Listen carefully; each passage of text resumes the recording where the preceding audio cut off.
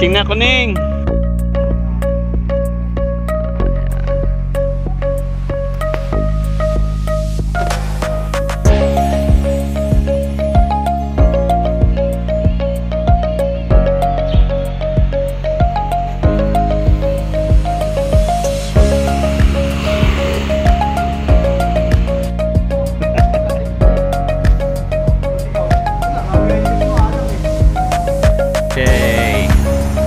Yan na, magbababa na yan. Yan, bababa na tayo.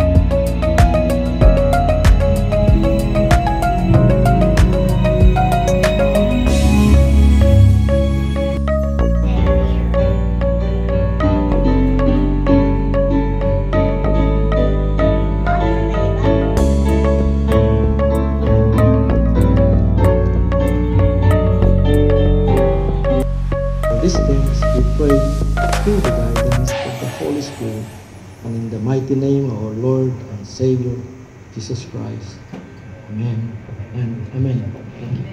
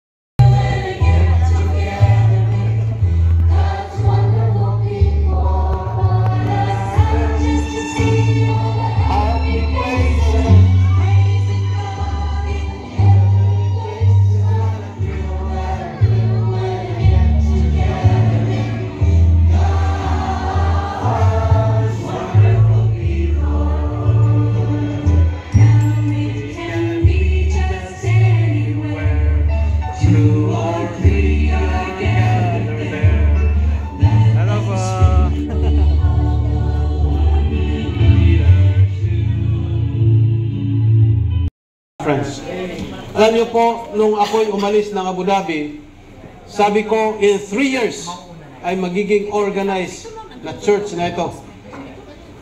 Kaharap ko noon, yung aking kasamaan sa Abu Dhabi, ayan, si Brother June, andun sila. Si Brother Edward, si Brother Fausto. Kasama ko sila nung kaharap ko at sinabi ko, in 3 years, ma-organize na po ang church. Oh, wife pa lang yan dati. Wala pang asawa ngayon, may anak na. Nag-mission na doon sa Payatas din. Alright? Yan yung send off. Papunta na sila dyan sa mapagbigay. Kasi mag-uumpisa na ang medyo malakihang Bible study. Next slide, please.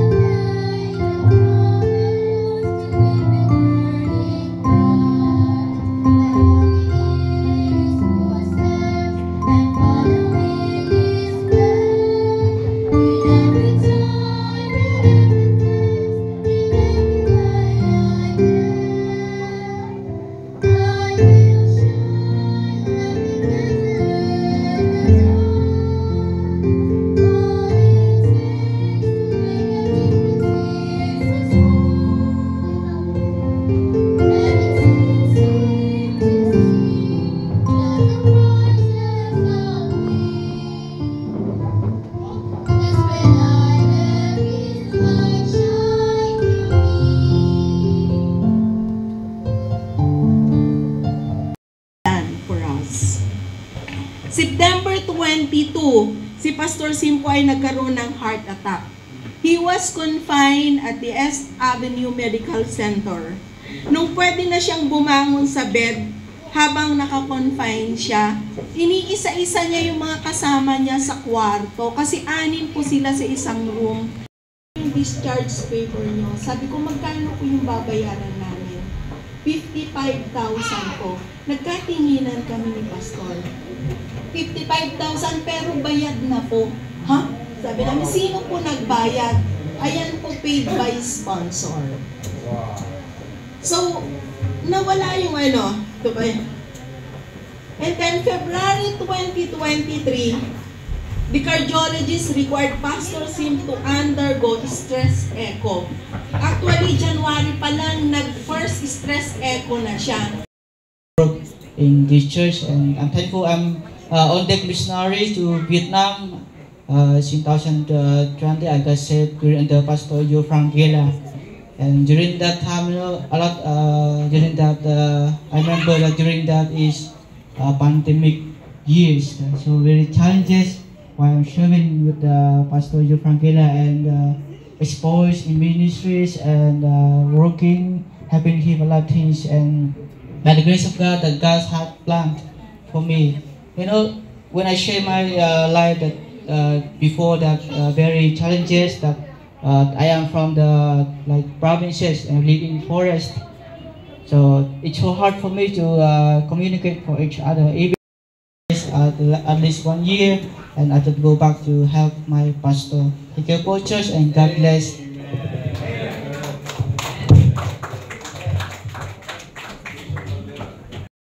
Panginoon, sa invitation po dito. Sinama po kami ni Pastor Nable. Happy first year World Mission Conference and then 8th Missions Anniversary. Praise God, God is using me, no? In the ministry, I'm 50 years old now and still 50 lang, God. 50 lang. Pero si Pastor, ano na yan, 68 na yan, pero mas, di ba? Pero huwag na natin pag-usapan yan, sumasama loob ko. Yun naman ang naman. Oo, yun ang pinapasalamatan ko. Kasi every week, you have to have 15,000 pesos to support. Imagine, hindi natin kaya yan, no? But praise God, kinuha na siya ng Panginoon at yung 15,000 na yun, yung iniipon ko para pamasahe ko. So, malaking kaluwagan ko yung pastor. Please pray for me, support me. At sasabihin ko na sa inyo, kailangan ko ang pera nyo. Ayaw ko magsabi na, just pray for me. Prayer is good, but we need cash. Yan, pinangaman yung pastor sa atin eh. Pero ganyan pa man po ay salamat po sa Panginoon sa prayers po nila Pastor Sim, ni Sister Mila, no? At kami po ay nakalipat ako na ng ibang lugar. At bagamat po ay ang lugar po namin doon sa lipatan po namin ay medyo kailangan pang i-saturate. Pero sa biyaya ng Panginoon ay patuloy po namin na pinag-pray na lahat ng mga tao po doon ay makakilala sa Panginoon. Akong mission, pero dati po ako nagmi-mission sa Binangonan, Rizal. And then ngayon po, back to barracks po ako. Tumutulong po ako sa sending pastor sa Marine, Caloocan, Bethany, soul winning and discipleship po. And also, pag nasa Pasay po ako, at pastor namin. Ngayon ako po ay nagmi-mission dyan sa Valenzuela, pero ako ay aalis din. So, ang mission work sa Valenzuela is mission work of Alberta, Canada. Ako po ay pupunta ng Canada, flight ko po ay October 4. Pero ang maiwan po ay may kasama po ako silang maiwan po doon. So salamat sa mga kapatiran na nandito pa, yung ilan, mga members at mga young people ngayon, ang lalaki na, yung mga kabataan. Salamat po, congratulations po sa inyo, magpatuloy lang po. Salamat po, magandang hapon po sa Wadisa. Siyempre, lamang lang yan isang paligo sa akin. Tugapuhan. Sa October 27, yung ating pong tawag dito, evangelistic service, yung litma ko dito na nagsalita, siya po ang ating speaker. that there may be meat in my house. And probably now, herewith saith the Lord of hosts, if I will not open you the windows of heaven and pour you out the blessings, that there shall not be room enough to receive it. Tayo po manalangin. For all the time.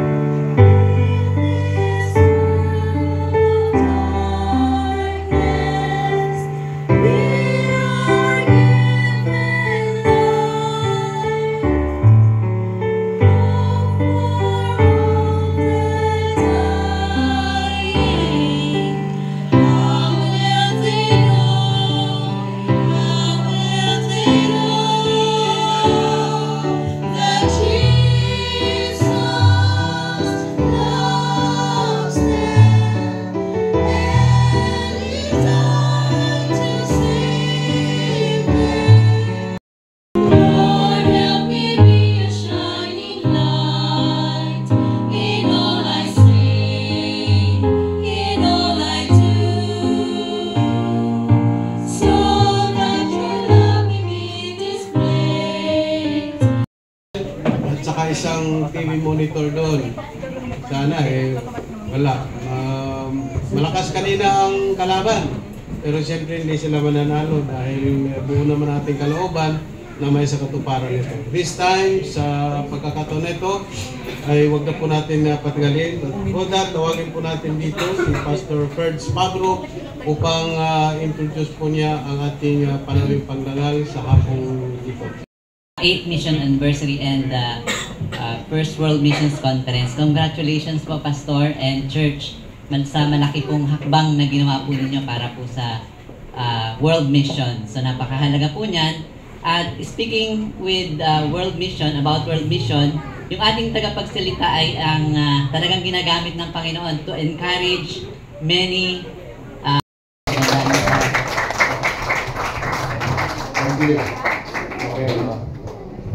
Tayo natin to. Okay? Maraming salamat po at magandang hapon po sa ating lahat. Thank you, Bethany Baptist Church Mission, Iluna, under the leadership of Pastor Simplesio Cailo and the able support of Ma'am Miles Mila Cailo. At salamat sa pag-send out ninyo from Bethany, Abu Dhabi. Yung ating daughter church under Pastor June Garcia. Nandito yung dalawa niyang anak, si Bea, very prosperous, at saka si Bianca, going to prosperity. Si Miguel, prosperous na rin, ano? Prosperous si Miguel. At merong anak na yata si Miguel. No? So, they just celebrated yesterday, the daughter church celebrated their 10th church anniversary. Focus on you as we have this challenge from your word. I pray that you will use your servant, help me to be a blessing, that your word will be preached with clarity, with love, with power from you. Your name always be magnified and lifted up. Thank you for Pastor Sim Cailo, that despite the health issues before, you have enabled him to get up and move forward. Ano yung results? Results of shining. Ito yung makikita natin. The presence of God is with the shining Christian. Ay, tama na ito doon, yung result. What is the Bible telling us in Matthew 28:20? And lo, I am with you always, even unto the end of the world. You see, dedication, obedience, and shining will mean His presence. Kailangan po natin ng kapangyarihan ng Panginoon. At yung kapangyarihan ng Panginoon, nasa atin. Does He fill us? You know, let me just sum up, no? Your servant, that we are to let our light so shine. And what a blessing, Lord, that we are reminded of the reasons why we are to shine.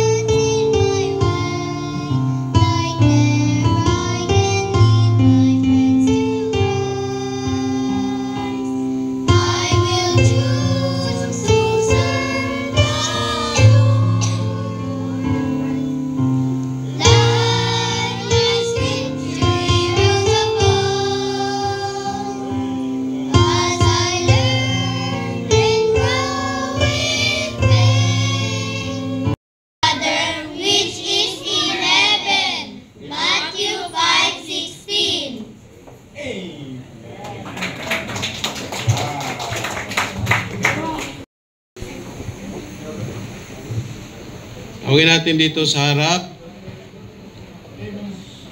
Manny Camila, please. Roger Elmido.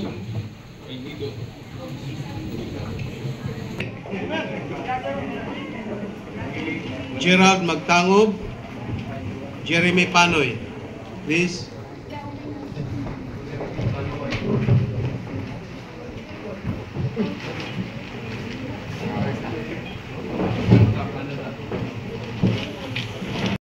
Po yung mga sobre na yan. Color coding po yan.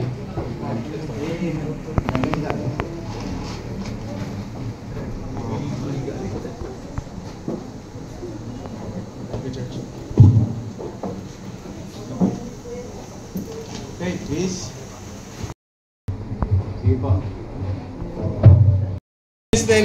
Imbis na ibili namin, hindi namin kasi alam kung ano ang magandang anong magandang parong. 66, hindi. 66, 68. Ay, thank you. Nanonood ba yung Abu Dhabi? Hindi ko lang alam kung nanonood sila. Pamatayang ko sana si Jun eh. Sabi niya mag-video raw ako para dito. Eh, nandun nga ako eh. Lalo na yung mga creative nations, restricted nations, alam namin ang paghihirap nila. Ang iba, nag-gave up sila ng 6 figures na kanilang tinatanggap. Thankful and blessed with the message that we have just heard this afternoon. Thank you so much, Lord, for reminding us once again that we must be a light of this world.